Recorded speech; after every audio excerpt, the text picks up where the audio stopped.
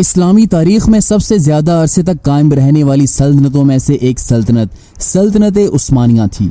جس نے کئی صدیوں تک اسلامی دنیا پر حکومت کرتے ہوئے اس نے یورپ میں ویانا تک کی سرزمین پر اسلامی پرچم لہرایا تھا۔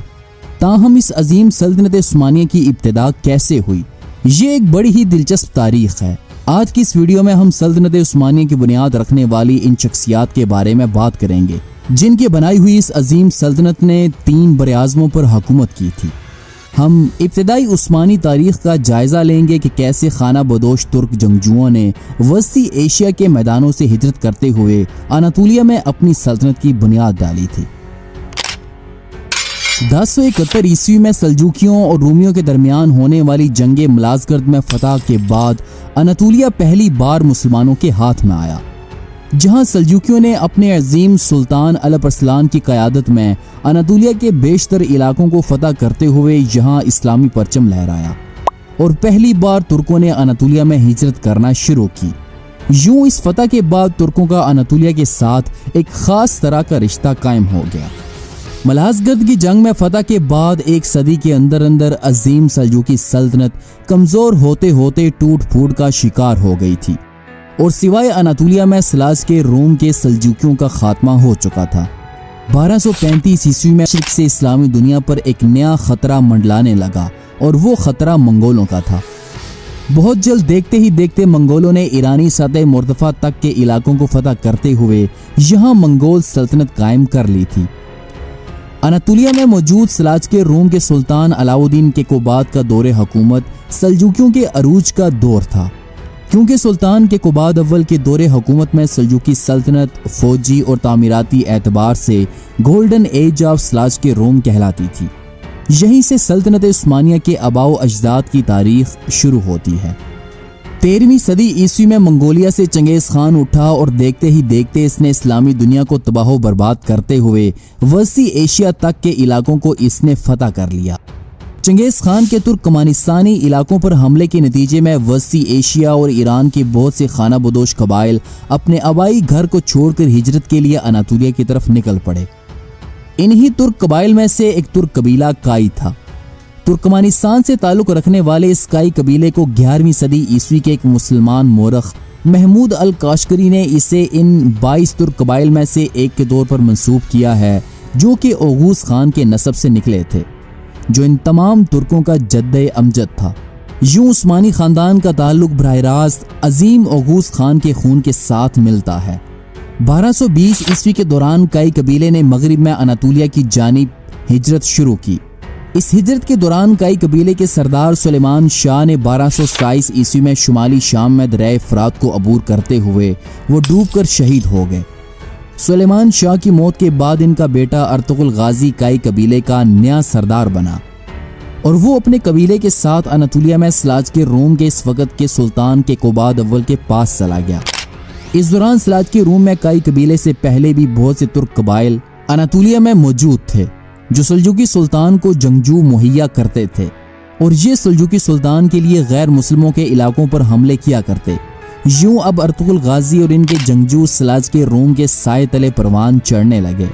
1230 عیسوی میں ارطغرل غازی نے اپنے 400 غازی جنگجوؤں کے ساتھ سلطان علاؤ الدین کیقوباد اول کی مدد کی جب ان کا خوارزمی شہزادے جلال الدین کے ساتھ یاسمین کی جنگ میں مقابلہ ہوا، جس میں سلجوکی سلطان کو شاندار فتح حاصل ہوئی اور جلال الدین کو پسپائی اختیار کرنا پڑی۔ اس جنگ میں ارطغرل غازی اور ان کے جنگجوؤں کی شاندار بہادری کے صلے میں سلجوکی سلطان نے کائی قبیلے کو اپنی سلطنت کے مغربی سرحدوں کے قریب دیار بکر کے پاس زمین تحفے کے طور پر دی۔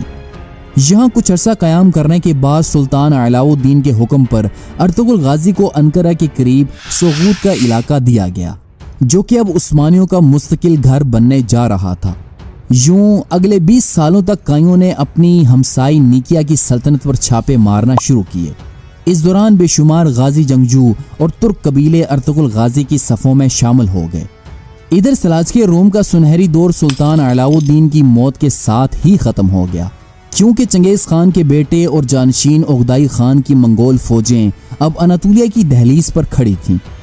کیونکہ نئے سلجوقی سلطان کے خسرو دوم نے اپنے مرحوم والد کی جنگی اور سفارتی صلاحیتوں کو نظر انداز کرتے ہوئے اس نے اپنے دور حکومت کا آغاز منگولوں کے خلاف جنگی تیاریوں کے ساتھ کیا۔ سلجوقی سلطان نے منگولوں کے خلاف علم بغاوت بلند کرتے ہوئے 1243 عیسوی میں اس نے منگولوں کے خلاف ایک مسلم عیسائی اتحاد تشکیل دیا، جہاں جارجیا کی عیسائی فوج بھی سلجوقیوں کے ساتھ مل کر منگولوں کے خلاف لڑائی کے لیے کھڑی تھی، اور منگولوں اور سلجوقیوں کے درمیان کوسے داغ کی جنگ ہوئی، جس میں سلجوقیوں کو زبردست شکست کا سامنا کرنا پڑا اور بے شمار علاقوں پر منگولوں کا قبضہ ہو گیا۔ اس شکست کے بعد سلجوقی سلطان کے خسرو دوم منگولوں کا کٹپوتلی حکمران بن گیا، اور بقیہ صدی میں سلجوقی سلطان کا اختیار آہستہ آہستہ ختم ہوتا چلا گیا۔ اسی وجہ سے سلطنت کے آس پاس خود مختار گورنروں اور سرداروں نے اپنی اپنی خود مختار ریاستیں قائم کر لی تھیں، اور یوں جیسے جیسے سلجوقی سلطنت زوال کی طرف جا رہی تھی، کائی قبیلہ آہستہ آہستہ پھیل رہا تھا، اور اناطولیہ میں منگولوں کے کنٹرول کے بعد بے شمار ترک ہجرت کرتے ہوئے کائیوں کے پاس چلے آئے، اور یوں کائی قبیلہ فرار ہونے والے ترکوں کی ایک نئی پناہ گاہ بن گیا۔ یہاں اناطولیہ میں تقریباً 5 دہائیوں کے بعد ارطغرل غازی 1280 عیسوی میں قدرتی وجوہات کی بنا پر وفات پا گئے۔ ان کی وفات کے بعد ان کا بیٹا عثمان غازی کائیوں کا نیا سردار بنا۔ 1280 کی دہائی کے آغاز میں عثمان غازی اور ایناگول کے بازنطینی ٹیکفر آیا نکولا کے درمیان کچھ تنازعات ہوئے، جس کی وجہ سے عثمان غازی اور آیا نکولا کے درمیان جنگ ہوئی، جس میں آیا نکولا کو شکست ہوئی۔ یوں 1280 عیسوی میں پہلی بار عثمان غازی نے کولاچا حصار قلعے پر رات کو حملہ کر کے اس پر قبضہ کر لیا، اور یوں عثمانی تاریخ میں پہلی بار عثمانیوں نے قلعے پر حملہ کر کے اسے فتح کیا تھا۔ اس فتح کے بعد بازنطینی سرزمینوں میں مزید جنگوں کے لیے عثمان غازی کو اب ایک محفوظ اڈا مل چکا تھا۔ 1288 عیسوی میں ایناگول اور کراچا حصار کے ٹیکفروں نے ایک بار پھر عثمان غازی کو فتوحات سے روکنے کے لیے عثمان غازی کے خلاف جنگ لڑنے کا فیصلہ کیا۔ اس جنگ میں دوبارہ بازنطینیوں کو شکست ہوئی، اور یہ شکست بازنطینی سلطنت کے لیے تباہ کن ثابت ہوئی، اور ایک طویل محاصرے کے بعد عثمان غازی نے کراچا حصار قلعے کو فتح کر لیا۔ یوں اب اگلے چند سالوں میں کائی قبیلے نے آہستہ آہستہ بیتھینیا کے بازنطینی شہروں پر حملہ کرتے ہوئے انہیں کائیوں کی ملکیت میں شامل کر لیا۔ ان بے شمار فتوحات نے کائیوں کی شہرت کو اناطولیہ میں چاروں اطراف پھیلا دیا تھا، اور اس شہرت کی وجہ سے اناطولیہ اور دیگر اسلامی دنیا سے بے شمار غازی اور جنگجو جوگ در جوگ عثمان غازی کے پاس جمع ہونا شروع ہو گئے، تاکہ وہ دشمن کے خلاف فتوحات حاصل کر کے مالی غنیمت حاصل کر سکیں۔ ان فتوحات کے بعد عثمان غازی نے آہیوں کے مذہبی رہنما شیخ ایدابالی کی بیٹی بالا کے ساتھ شادی کر لی۔ عثمانی روایات میں آتا ہے کہ ایک رات جب عثمان غازی نے شیخ ایدابالی کے گھر میں قیام کیا تو اس نے ایک خواب دیکھا جس میں عثمان کے سینے سے ایک بڑا درخت نکلتا ہے، جو دیکھتے ہی دیکھتے پورے آسمان پر اپنے پتوں اور شاخوں سے پھیل جاتا ہے۔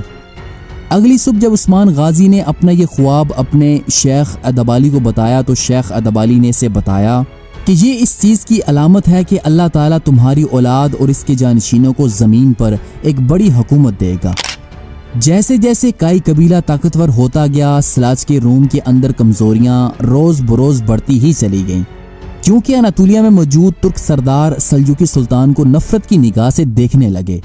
جو کہ الخانی منگولوں کا ایک کٹھ پتلی حکمران تھا۔ یوں اس صدی کے آخر تک یعنی کہ 1296 عیسوی تک اناطولیہ کے بیشتر امراء اور سرداران نے منگول تسلط سے آزاد ہونے کا ارادہ کر لیا، اور 1296 عیسوی میں سلجوقی سلطان کو الخانی منگولوں سے آزادی حاصل کرنے کی ناکام سازش کی وجہ سے منگولوں نے قید کر دیا، اور اس موقع سے فائدہ اٹھاتے ہوئے مختلف گورنروں اور سلطنت کے اچ سرداران نے جزیرہ نما میں اپنی آزادی کا اعلان کرتے ہوئے انہوں نے آزاد سلطنتیں بنا لیں۔ یوں 1299 عیسوی میں جمعے کی نماز کے دوران عثمان غازی نے بھی پائے تخت کونیا سے اپنی آزادی کا اعلان کرتے ہوئے حکم دیا کہ سلجوقی سلطان کے بجائے خطبے میں اس کا نام پڑھا جائے، اور یہیں سے سلطنت عثمانیہ کا آغاز ہوتا ہے۔ 1301 عیسوی میں عثمان غازی نے اپنی برق رفتار فتوحات کے ساتھ انہوں نے ایناگول، کوپری حصار اور ینی شہر کے قصبوں پر حملہ کر کے انہیں عثمانی سلطنت میں شامل کر لیا، اور ینی شہر کے قصبے کو عثمانی دارالحکومت میں تبدیل کر دیا گیا۔ اور خود عثمان غازی اپنے خاندان کے ساتھ اس شہر کی دیواروں کے اندر منتقل کر دیے گئے۔ اس فتح کے بعد بہت سے مسلمان خاندان اور غازی جنگجوؤں کے خاندانوں نے اس نئے فتح ہونے والے شہر میں ہجرت کر کے رہائش اختیار کر لی، اور یوں پہلی بار ترک اپنی خانہ بدوش روایات کو چھوڑ کر شہروں میں آباد ہونا شروع ہوئے۔ اور اسی سال یعنی کہ 1301 عیسوی کے اختتام سے پہلے عثمانی افواج نے بڑے بازنطینی شہر نیکیا کی ناکہ بندی شروع کر دی تھی۔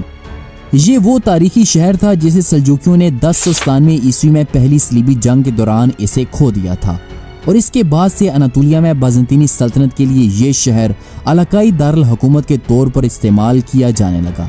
یوں اپنے اناطولیائی صوبوں کو نظر انداز کرنے اور اپنی زمینوں میں متعدد ترک سرداروں کے قبضے کو روکنے میں ناکام رہنے کے بعد عثمان غازی کا نیکیا کی ناکہ بندی بازنطینی شہنشاہ کے منہ پر ایک زوردار تماچا تھا، جس پر بازنطینی شہنشاہ اینڈرونیکوس نے جنگی تیاریوں کا حکم دیا، اور 1302 عیسوی کے موسم گرما کے دوران اس نے ایشیا مائنر میں اپنی کھوئی ہوئی سرزمینوں کو دوبارہ حاصل کرنے کے لیے فوجی مہم کا اعلان کیا۔ شہنشاہ کے بیٹے اور شریک حکمران مائیکل نے 1302 عیسوی کے شروع میں ان علاقوں میں اپنی ایک فوجی مہم شروع کی، تاہم اسے ناکامی کا سامنا کرنا پڑا۔ اس کے بعد شہنشاہ قسطنطنیہ نے 2000 کی کمک قسطنطنیہ سے بازنطینی کمانڈر مزالون کی قیادت میں روانہ کی، جو ان علاقوں میں موجود مقامی بازنطینی ٹیکفروں کی افواج کے ساتھ مل کر نیکیا کی ناکہ بندی کو ختم کرنے کے لیے قسطنطنیہ سے روانہ ہوا۔ مزالون بہت جلد یالوا کے ساحل پر اپنی فوج کے ساتھ اترا، اور وہ جنوب کی طرف بورسا شہر کی جانب روانہ ہوا، تاکہ وہاں وہ دوسرے عیسائی ٹیکفروں کے ساتھ مل کر عثمان غازی کے خلاف جنگی تیاریاں کر سکیں۔ مزالون بہت جلد یالوا کے ساحل میں اپنی فوج کے ساتھ اترا، اور وہ جنوب کی طرف بورسا شہر کی جانب روانہ ہوا، تاکہ وہاں وہ دوسرے عیسائی ٹیکفروں کے ساتھ مل کر عثمان غازی کے خلاف جنگی تیاریاں کر سکے۔ لیکن عثمان غازی کو بہت جلد اس حملے کی خبر مل گئی، اور انہوں نے بازنطینی کمانڈر مزالون کو راستے میں ہی روک لیا تھا، اور قیون حصار کے قریب عثمان غازی اور رومیوں کے درمیان جنگ ہوئی۔ عثمان غازی کے پاس اس وقت 5000 بہترین گھڑسوار جنگجو موجود تھے۔ عثمان غازی نے بازنطینی کمک کو ختم کرنے کے لیے 27 جولائی 1302 عیسوی کو انہوں نے مزالون کا راستہ روکا۔ مزالون کا لشکر پیدل سپاہیوں پر مشتمل تھا، جن میں سے تقریباً 1000 سپاہی حال ہی میں بلکان سے کرائے کے فوجیوں کے طور پر بھرتی کیے گئے تھے۔ دیری اثنا عثمان غازی کی افواج